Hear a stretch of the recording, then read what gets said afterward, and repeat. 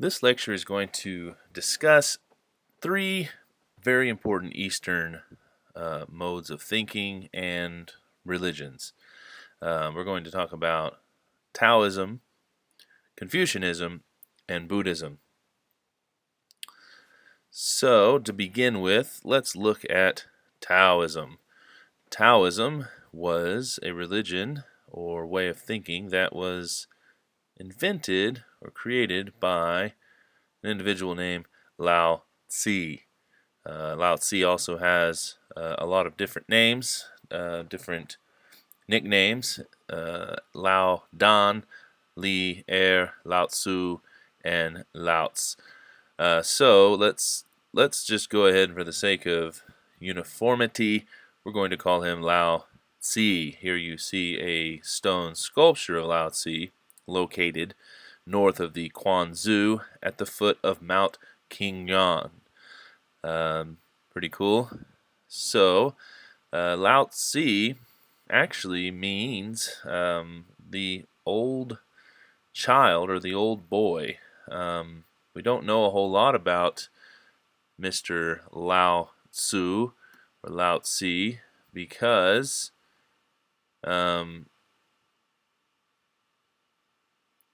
we just don't. So the religion was started by the child Lao Tzu. He lived in China around 600 BC.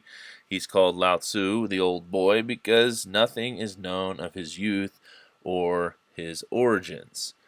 A little bit about some of the principles and concepts here.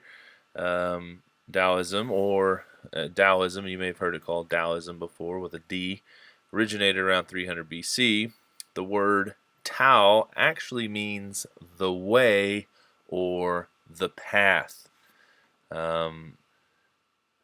So while we can definitely say that this is a concept found in Taoism, that would be attributed to Lao Tzu, the concept or the philosophy of the way is actually much older and dates back before the existence of Lao Tzu.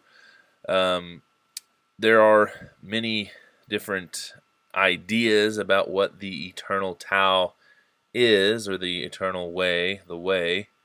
However, most Taoists will tell you that you can't really even talk about the eternal Tao.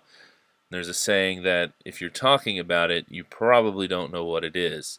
But the eternal Tao is a non-personal energy that created and resides in all things. It's kind of similar, really, to the idea of Brahman in Hinduism, which Brahman is this divine creative force, but not a personal god. And in Hinduism, all the different gods or avatars really are just kind of masks over the concept of Brahman, that all things are Brahman. Anyway, but the eternal Tao is non-personal, so it's not like what we would think of as a personal God, or in Christianity or Judaism or Islam, the idea of a personal God. Not so much, just a creative force that is in all things, and all things are, the Tao or the eternal Tao. Taoist philosophical principles. Let's look at a few of those. Let's see. Wu Wei, which is a Chinese term, literally means non-doing.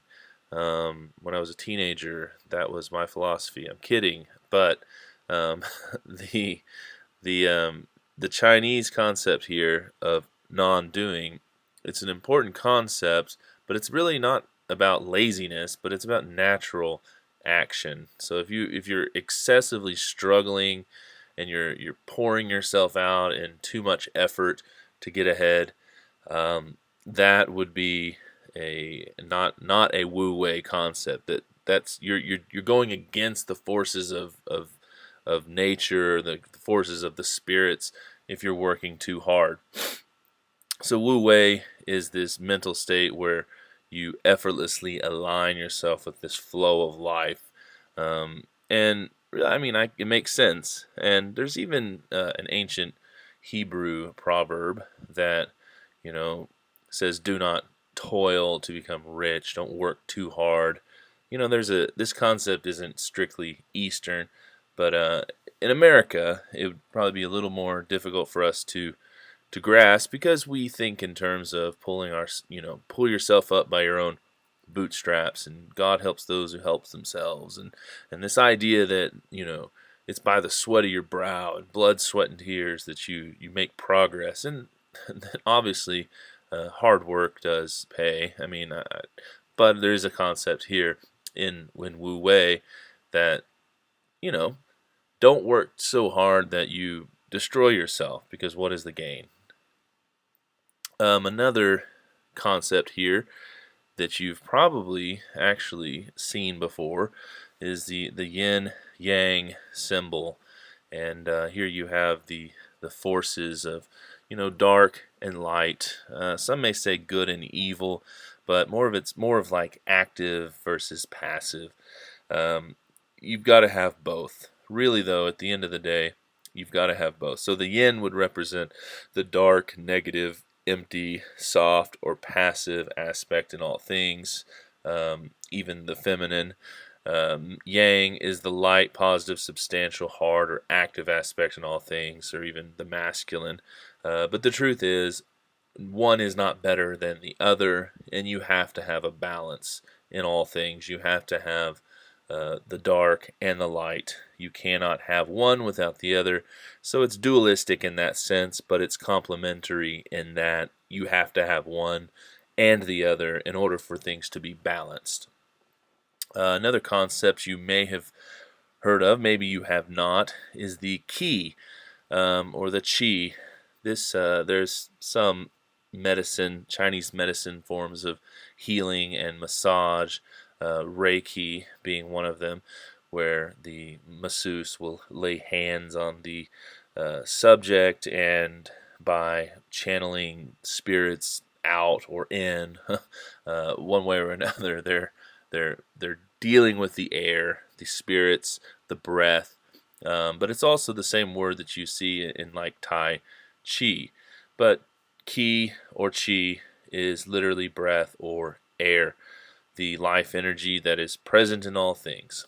So the martial art of Tai Chi, which you've probably seen, it's the slow movement of martial art forms, but each one of those forms actually represents a particular posture or position that relates to spirits and things like that. But the martial art of Tai Chi is designed to aid the flow of the Qi or the Qi throughout the body.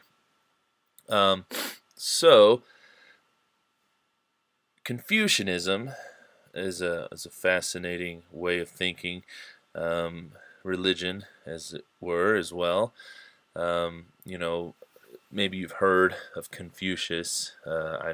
Usually it's in some sort of mildly derogatory kind of manner of joking, which mocks, and really it does kind of make fun of Confucianism. But I just always think of hearing these jokes where and say the man that stands on the toilet is high on pot.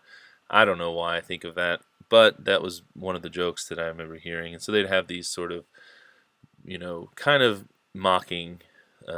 Really, it is mocking, I guess, if we were just to be honest. If you've ever heard any of those kind of jokes, they definitely do not lift up Confucianism. They kind of make a mockery out of it.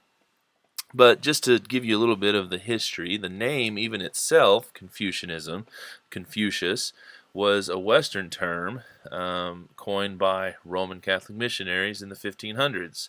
So if you even to Confucius doesn't have a very Chinese sounding name to say that, it clearly rings of kind of a Latin influence. So Confucius, kind of like Lucius or any of those other Latin names you would hear. So this name was prescribed to the belief system and to the individual, Confucius. But the scholarly tradition was really what Confucianism is, and it stresses the role of the Confucian scholars. And so like the little short quips and proverbs when they make fun of Confucianism. That would be making fun of the way that these scholars or these sages, these wise, Confucian scholars would have proverbs and things they would say.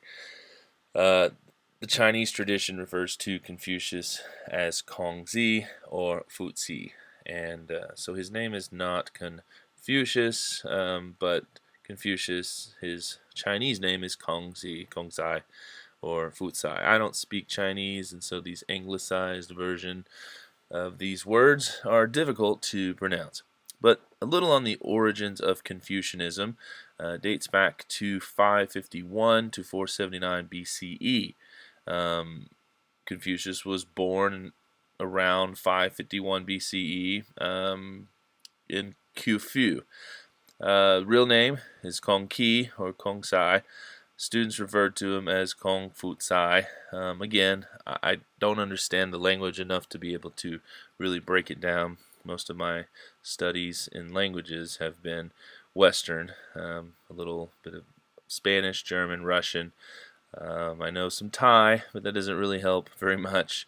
But all I really know how to say in Thai is that I understand a little bit of Thai. Other than that, I could probably order some pad thai at a street vendor, but that's a story for another time. So the real name of Confucius isn't Confucius, obviously, but Kong Qi or Kong Fu Tsai or Kong Sai, and that means Master Kong. He gained mastery of 6 traditional basic arts. He had an attachment to a really an important role in the way we understand as historians Chinese history and poetry, and even the structure of government was influenced by Confucius and his way of thinking. He's very conservative, and that element of conservatism that we see often we think of in Asian cultures, that having respect for family and dignity and honor and those things, many believe could be attributed back to Confucius, Confucian thought. Started teaching when he was in his 30s, developed concepts about society and government. His political aspirations were frustrated, and so at the age of 56, he leaves politics, gathers about 3,000 students over the course of 12 years, and dies at the age of 73. But he left a pretty tremendous impact. And so, just to kind of give you a breakdown of some of the Confucian thought, um, there was a strong emphasis on moral cultivation of individuals, service to the state, leadership by ethical, educated men. Um, Confucian thought builds on the fundamental Chinese worldview of this time, that there is a universal order and it is moral, that men must find, preserve, and promote this order, and rulers rule with the mandate of heaven to preserve it. And so there's this strong sense of morality, right action, that there is kind of a moral universal law that exists, and we must, as individuals, strive to carry out that moral law, especially with our leaders, and especially as participants of agents, moral agents in society. Um, in keeping with the values of this universal order, Confucius propagates this worldview and stresses the values of filial piety, which is what I mentioned a second ago, respect of parents, having respect for your family, not dishonoring your parents. And so always thinking what honors mom and dad, and everything I do, it should be honorable to my parents. My numbered list clearly is a little goofy there, but the other value on number 2 here is that humanity, being emphasizing humanity, and I think even in that sense, just to kind of bring it full circle to our study of the humanities, literature, the arts, things like that were very important, even in Confucian thought. The importance of ritual, number 3 there, state rituals and family rituals for preserving this universal order. I had mentioned a little bit earlier in lectures how, we have myths, that they are an attempt to kind of settle a chaos in the world, to bring order. And then rituals are usually myths acted out. And in this case, this would be an example of how myths carried out in rituals are attempting to, offset a chaos, or as it says here, preserve the universal order. Confucius believes that man is primarily a social being in a set of relationships, and that men must educate and cultivate themselves so that their behavior will be consonant with the moral order, and they will be able to serve the state as moral leaders. And so, yes, morality is a central theme in Confucian thought. So, um, now let's talk a little bit about Buddhism. So here you see the Buddha, right? Perhaps you've been to a Chinese restaurant and you walk in and you see this giant statue of the Buddha. Um, Not really, actually. That image that you typically see of what we consider Buddha is actually called the Buddhai, or the laughing Buddha. Uh, the truth is, Buddha didn't look like that. He wasn't a big, fat, jolly guy. He may have been jolly for all we know, but this would be probably a more realistic depiction of the Buddha. He lived an ascetic life. He fasted. He prayed. He denied himself. He saw things that contributed to indulgence, things that would be considered indulgent to lead to suffering. And so he denied himself. He wouldn't have been a big, fat, jolly guy. So next time you go to a Chinese restaurant with your friends or your family, you can say, you see that's not really what the Buddha looked like. That is called a Buddhai. That is the laughing Buddha. That's a kitchen Buddha. That is not a Buddha that would represent the fasting and ascetic monastic lifestyle that Siddhartha Gautama practiced.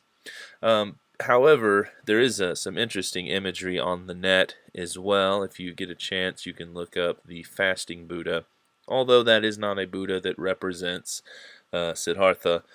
Anyway, it's a skinny holdout guy sitting in the meditative position.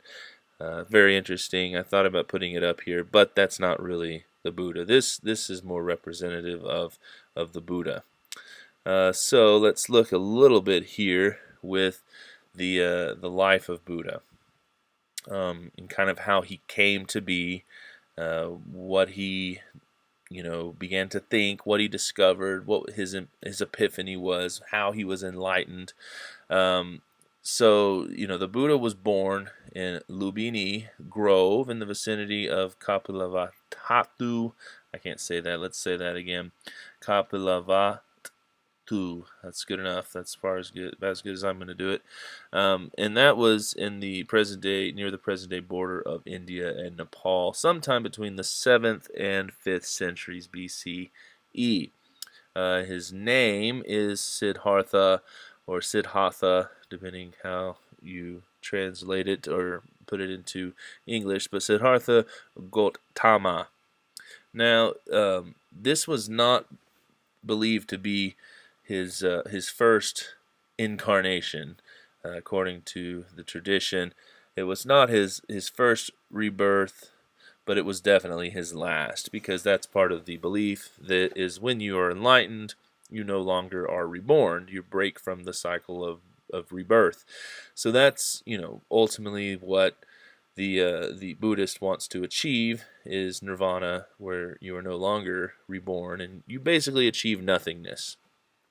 And nothingness may sound bad to us in a Western sense, but in an Eastern sense, nothingness is a good thing because there's no suffering in nothing. But we'll get to that in just a second.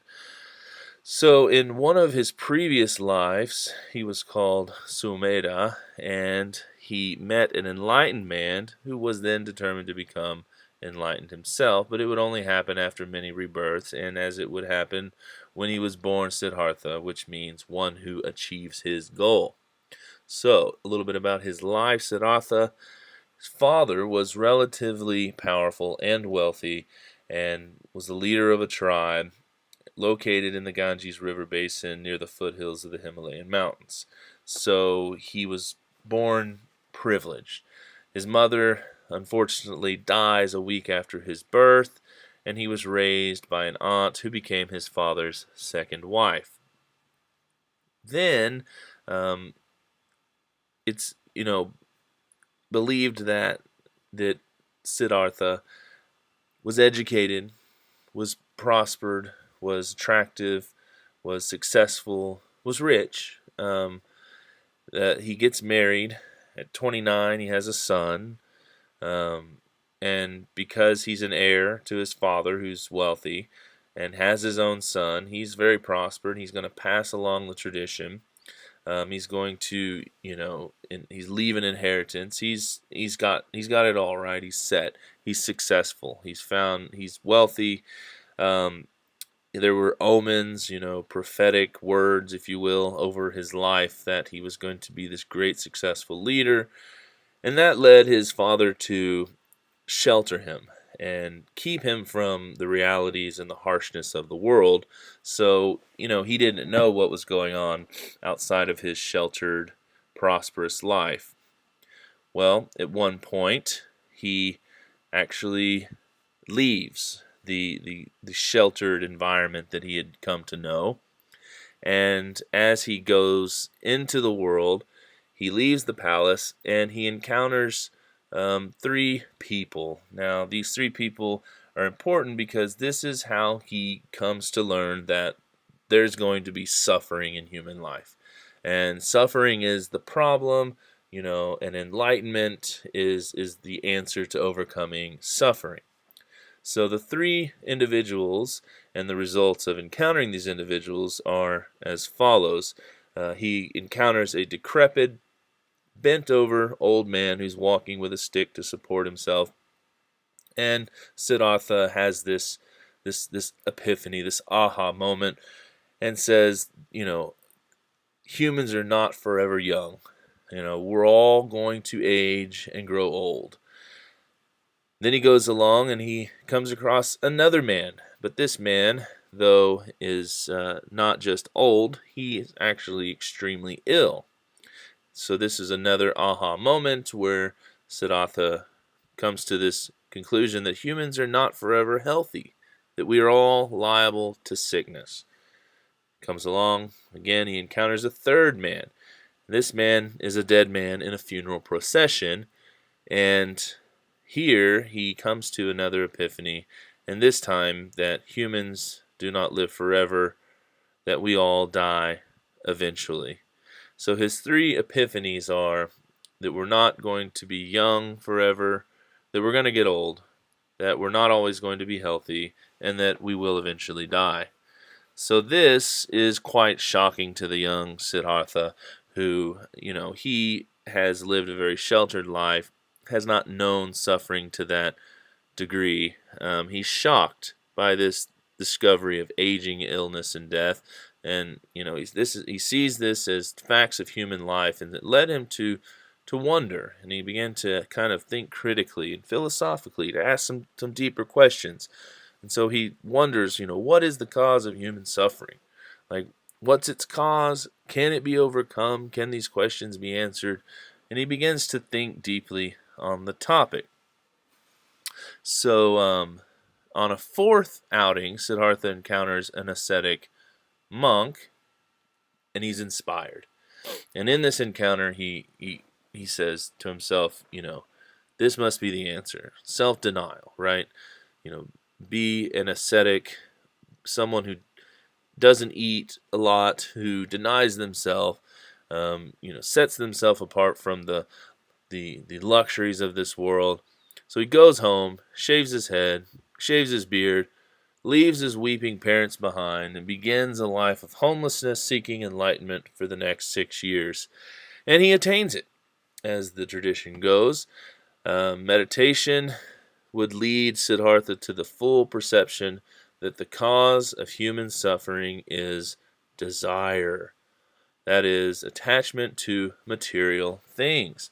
And so, if you're in love with the material world, and you are, um, drunk with its lavishness and its luxuries and the indulgences of this material life, the concrete things, the pleasures, other people even. Um, that desire, right, is the root of your suffering, and that's kind of the thought of here in Buddhism.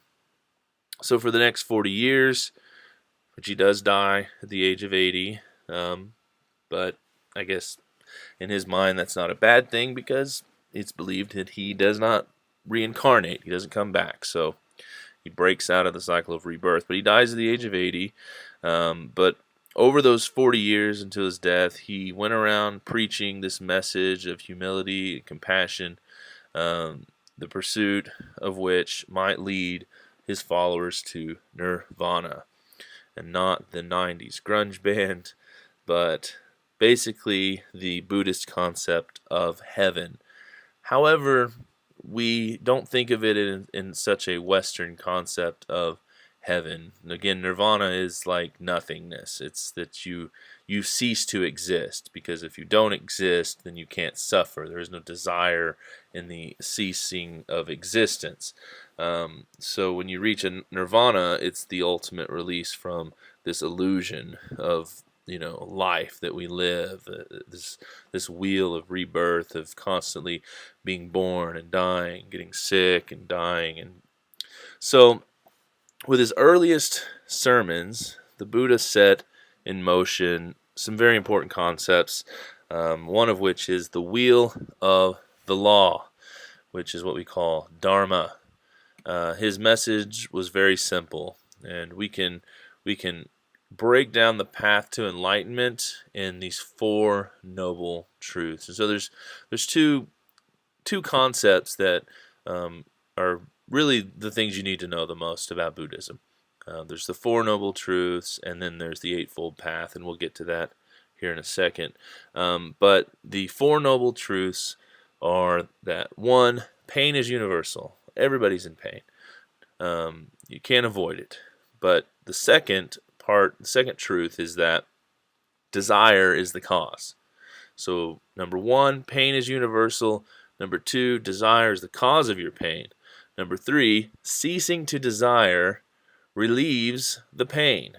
So if you can stop desiring things, you'll stop being in pain. And then the last, number four in the Four Noble Truths, is a little more complicated because it has to do with your right conduct that can release you from pain. So if we can all just turn off desire, boom, we're in, right? But Buddhist teaching would say you can't just turn off desire. There's actually an eightfold path, a middle way of conduct that is the key to releasing you from your desire, which will in turn release you from pain. So let's look at those eight. Here you will see this is kind of a crude construction of the wheel of the law, the eightfold path. I kind of made my own because I didn't like all the ones I saw, so I put this one together for you. But there at the top you would see right views or right beliefs. Then you have right intentions, whereas we may say that the road to hell is paved with good intentions. The Buddhist would say the road to nirvana is paved with good intentions. Not hell, but nirvana. The right speech, saying the right things, doing the right things. We've got right action. We've got right livelihood or job. So you can achieve, salvation in a sense, by having the right livelihood, by having the right profession, and that can come down to a job that does no harm, that doesn't destroy the planet, doesn't hurt other people.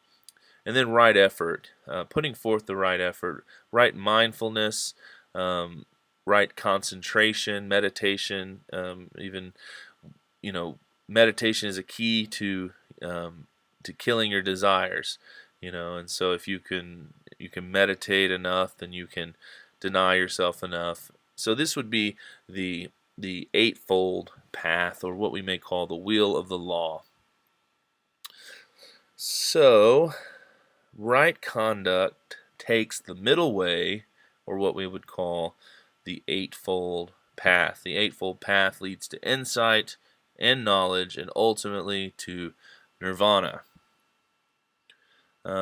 Just a little bit here about the Buddhist goal of salvation and how it differs. Like I said, for Christianity, we have this promise of personal immortality. Um, there's this idea, even in Islam or Judaism, Judaism not as much focused on the afterlife, but definitely in Christianity and definitely in Islam, there's this idea of, entering into paradise, going to heaven. Um, but the for the Buddhist, it's escaping this endless cycle of birth, death, and rebirth. For the Buddhist, salvation lies in the extinction of the self. So, if a Buddhist, if you were to say what does it take to be saved in Buddhism, it would be to reach the point of total extinction of the self. If you were to say what does it take to become saved in Christianity, that one is put faith in the work of Jesus on the cross, that they have repented of their sins and been born again. I mean, that salvation is ultimately, unity with the Father in eternity forever. So Buddha and Jesus, while we're on the topic, they were both similar in some ways, that they both had egalitarian and reformative messages. Jesus was a reformer of Judaism. Buddha was a reformer of Hinduism. So there's an interesting parallel there. Um, just to give you kind of a modern day view here on what's going on with Buddhism, we can say there's two major camps of Buddhism. You've got the Hinayana and the Mahayana. Now, the Hinayana is the lesser vehicle, and we call the Mahayana the greater vehicle. Let me give you a little breakdown here on what that means. So, the Hinayana Buddhism, which is also called Theravada Buddhism, emphasizes the personal pursuit of nirvana. And so most of the followers in Theravada Buddhism, Hinayana, they consider their approach to be about as close to the teachings of the Buddha as you could get. They'd say this is that. Many of them would say this is the true Buddhism, finding self-destiny. Theravada means the doctrine of the elders. It's also called Southern Buddhism, reflecting the parts of Asia where it has a dominant influence. In Sri Lanka, Thailand, Burma, Myanmar, Cambodia, and Laos. And I have actually been to Thailand and spent a week in Bangkok, and it was very interesting. And in that culture, Buddhism is not really, I mean, it's a religion, but it's not, there's no separation of Thai identity and Buddhism. So for them, it's ingrained. Like, to be Thai is to be Buddhist. In their country, every building has a shrine set up just outside, and there's 24/7 devotion to the religion. Incense being burned. They string together flowers and they put them on the little, I call them shrines, but they have a real name. I just can't think of what it is. But anyway, very fascinating. But that's the form of Buddhism that I've been most exposed to, at least in an immersion sense. And then my experiences with Buddhism have been westernized versions of Buddhism, which typically would be when I encounter atheists. Which is interesting because the other expression of Buddhism is kind of Mahayana Buddhism here, where they actually do see the Buddha as a kind of divine being. And so some would say, Buddhists don't believe in God. Well, kind of. I mean, yes, that's not the main emphasis, but Mahayana Buddhism, for one, would say that Buddha was the path to salvation, that he, is kind of like a savior type figure, that he had come to earth in the form of man to guide humankind. Mahayana Buddhists regard Siddhartha as one of the Buddha's early earthly incarnations, of which there have been many in the past and would be many in the future. Um, that's kind of problematic because if Buddha broke the cycle, how would there be more earthly incarnations? I mean, why? Anyway, that's just my thought. But the gods of other religions, including those of Hinduism, were held to be incarnations of the Buddha as well, who had appeared in various bodily forms and in his previous lives. There are some, if you were to actually study a little bit of the religion of Baha'i, they would categorize, Buddha and Christ as manifestations of the same deity on earth. Again, they represent a pretty radical new religious movement, at least in that regard. They're very universal. But anyway, all that is to say, there is, at least in Mahayana Buddhism, a kind of deistic thinking. There is kind of belief in gods. That the Buddhas are, they are gods. I don't know. It's so. Yes, it's safe to say that Buddhism is atheistic primarily in its thinking. It's not concerned with God as much, but not to say entirely atheistic, at least in every expression. Mahayana Buddhism is found in Nepal, Tibet, China, Korea, Japan, and Vietnam. And so, if you've ever heard anybody say Tibetan Buddhism, that would be this form of Buddhism, Mahayana. So, that pretty much brings us to a close. This lecture is not going to cover Hinduism. What I want to do is expose you to a extreme form of practice in Hinduism by having you watch the short documentary as well as the article that associated with the Agorai.